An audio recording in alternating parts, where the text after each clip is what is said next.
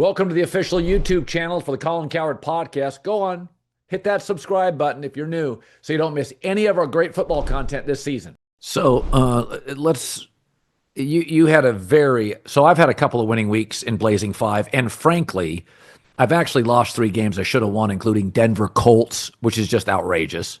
I've had a couple of stinkers where I've just not been able to get a break. Then last week, I got the over on the Titans Cards, which I didn't deserve, although they should have covered that in the second quarter. Be that as it may, the most interesting bet on the board, and one I'm feeling really strongly about, is Washington minus 4.5 at home against Chicago. So I think a bye week is really valuable when you have a veteran quarterback, a proven coach, a Peyton, an Andy Reid with Mahomes. You can really add layers to a playbook. Arians and Tom Brady come out of the bye and don't lose again. But when you have Caleb Williams and you're trying to get the basic operations polished, you're just trying to get the consistency ramped up, you're not really spending it adding layers and layers to a playbook. So you don't get that advantage. Also, Washington now, Terry McLaurin back, Deebo Samuels. If you watch the second half of the Chargers-Commanders game, Jayden Daniels was Jayden Daniels. Spinning it, accurate, moving. It was, okay, let's not forget how good he was last year. He looked like that guy. It's one of my favorite picks of the week. I also have this, I think I've told you this, the number 4, I always take the favorite because Vegas doesn't want to make anybody a 4 to 4.5 point favorite. They want to go 3, they want to go 7. When they do that 4, 4.5, 5, it's like, okay, this team is better. We'd prefer to get it down to 3. They don't want to go to 4. I think Washington's my favorite bet of the week. Well, I hope you're wrong. We'll start there. What I will push back on is you're right. I don't think that the advantage for the Bears coming out of the bye is the same as it is for Andy Reid, Sean Payton, Bruce Arians in terms of like extra game planning for Washington. Like that is probably not what was happening. But like, you know what I'd settle for as a Bears guy? Figuring out how to run the ball a little bit. Like that, I do think that having a new coach that is trying to instill a new system, having an early bye is helpful because it's more about self-scouting. It's more about like an extra week of training camp.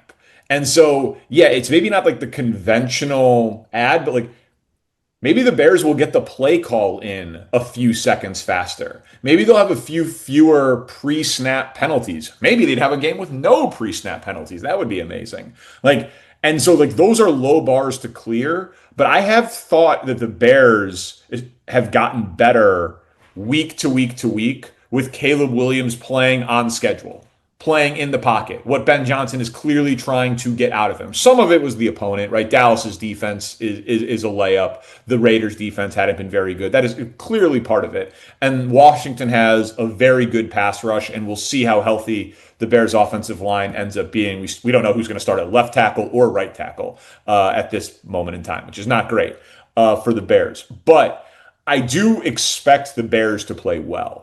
Because I think that they are very bought in on Ben Johnson. I do think he's a good coach, and I think that they are going to self-scout. Like Grady Jarrett and TJ Edwards should help their run defense a little bit. And I'm expecting a great game. So I don't love it as nearly as much as you do from either side. I don't have. Do you have a pick you love? Not in the game. I don't. I mean, again, but part of this is I've got a lot of like take equity in Caleb Williams being good. And this is such a fun spot for Ben Johnson and the Bears. Like everybody left Caleb for dead in the Jayden Daniels, Caleb Williams debate, right? Jayden has the best rookie year I've ever seen. Caleb Williams, rocky at best, gets his play caller fired, his head coach fired. Everyone's got Jayden Daniels as this great guy. It's also the game, you'll remember, where the Bears lost on the Hail Mary last year. They were 4-2. Tyreek Stevenson is taunting the crowd, and then his guy catches the Hail Mary, and then the Bears lose 10 straight games. So exercising the demons of the Hail Mary game, Caleb v. Jayden, Ben Johnson out of a bye. Like I have a sneaking suspicion that we're going to get the best version of the Bears. They might lose, but I will be shocked if they play poorly. Like I will just be shocked if they play poorly. And I still have enough root in me for the Bears that I'm just going to not bet this one because I'll be sweating it enough, which is a little embarrassing as a degenerate gambler. But as of now, I have no bet in the game. Taunting the crowd. Football season's here, and if you want to go to an NFL or college football game, Game Time is the place for you. The Game Time app just gives you the advantage back to you, the fans. It's a hack for unlocking amazing tickets and experiences in a few taps. I love it. Easy to use. The Game Time guarantee means you can trust you'll get 100% authentic tickets on time and at the best price, 100%. So they even let you preview your seat on the app.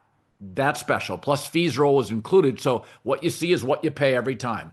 Take the guesswork out of buying professional football tickets with Game Time. Just download the Game Time app, create an account. If you use the code Colin, C-O-L-I-N, $20 off your first purchase. Terms apply again. Create an account, redeem code C-O-L-I-N, $20 off. Swipe, tap, ticket, go. Download the Game Time app today. Now it's time for this week's Redeem Team member brought to you by Hulu's Chad Powers. This week it's Jared Goff. The underappreciated Goff leads the NFL in passing touchdowns and completion percentage despite being on his 7th offensive coordinator. Chad Powers is now streaming with new episodes Tuesday on Hulu and Hulu on Disney Plus for bundle subscribers. Terms apply. All right, baseball. Cubs beat the Brewers 4-3. The Brewers have been the better team all year. It's got to be frustrating as hell to live in Chicago and have the Packers and the Brewers, small market Milwaukee, be superior organizations. Although I think Ricketts is a really good above average owner, really in the community, really respected, really smart guy. Based on how the Cubs season is gone, let's say the Cubs lose in 4 or 5. How will that be viewed? Because I know when you're a Mariner fan, they're the only team that's never been to a World Series. If they get to the ALCS and they get overwhelmed by Toronto in 6, you'd be like, listen, what a great season. Most of their guys are in arbitration. It's a young team. I mean, Cal Raleigh this year is only making 2.5. Like, Seattle's young, ascending, loyal fans, only team in the Northwest. If it goes to the American League Championship Series and you win some games, it's just a magical season to remember. New York, once Garrett Cole got hurt, was delusional if they thought they were going to win the thing. The Dodgers just have far more good players, and the Brewers ended up being better than the Yankees. And the Blue Jays, I do believe, will win that series. They hit too much. I mean, the Yankee starters. Toronto's hitting 439 against Yankee starters. That's like beer league softball numbers. So, but how are the Cubs viewed? Because Milwaukee they swept the Dodgers this year. They have been a freight train. Let's say they lose the next game, or let's say they take it 5 and lose. How will that be viewed in Chicago? Massive disappointment and wildly frustrating, if not expected. Few layers to it. And maybe the biggest one is the Cubs stole Craig Counsell from the Brewers. That's right. Their manager. They made him the highest paid manager in the sport by far. Everyone has biases. You can trust the people who admit their biases. I'm friends with Craig Counsell. He was my brother's childhood best friend. I've known him since I was 6 years old. I do a big charity thing with the Cubs. I know Craig pretty well, and I root for the Cubs since I was a little kid. Craig's brilliant. He's a great manager. But the Cubs dwarf the Brewers in payroll.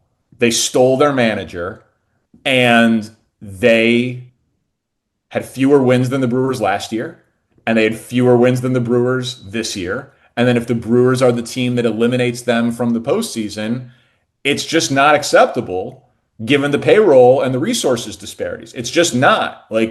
And Tom Ricketts, by the way, would say the same thing. He will not be happy with the result of that. And Cubs fans would say, well, then spend more money. And the Cubs were disappointing at the deadline because Justin Steele, who's their ace, got hurt in April, out for the year. And they did not make a big buy at the deadline. They made 4 moves, mostly peripheral, smaller moves. And that was seen as very disappointing because they didn't go out and get a true difference maker. Did those Now, moves help?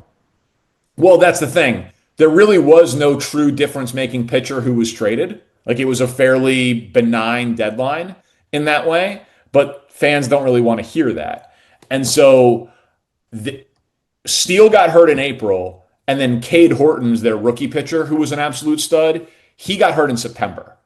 So like so that it was, oh wow, Horton's going to be able to carry him, and then he got hurt right before the playoffs. So like they started, Colin, they had an opener in game 2 against the Padres. They did a bullpen game in game 2 of the wild card series. Like that's how depleted the Cubs pitching staff is. So at this point, and Shota Imanaga, who they've paid a bunch of money to and was really good, has been struggling and giving up a ton of homers, and he got shelled in game 2 against Milwaukee. So the Cubs just do not have enough arms. So I will be shocked if the Cubs beat the Brewers in this series. I'll be shocked by it. But a lot of people have wanted to blame Counsell, and I just don't think that that is right. And yes, again, I am friends with him, but I think objectively, they don't have the arms. They do not have the horses. And given their payroll and their advantages, it's wildly disappointing. So hopefully this is a big offseason for them. And I mean, listen, first of all, hopefully they make a run and they shock me and they make me eat my words. But assuming with your pretense that they lose in 4 or 5, Cubs fans are not going to be satisfied with this year because of the inactivity of the deadline and because of who they lost to. They feel like they lost to little brother in pickup, and it's embarrassing.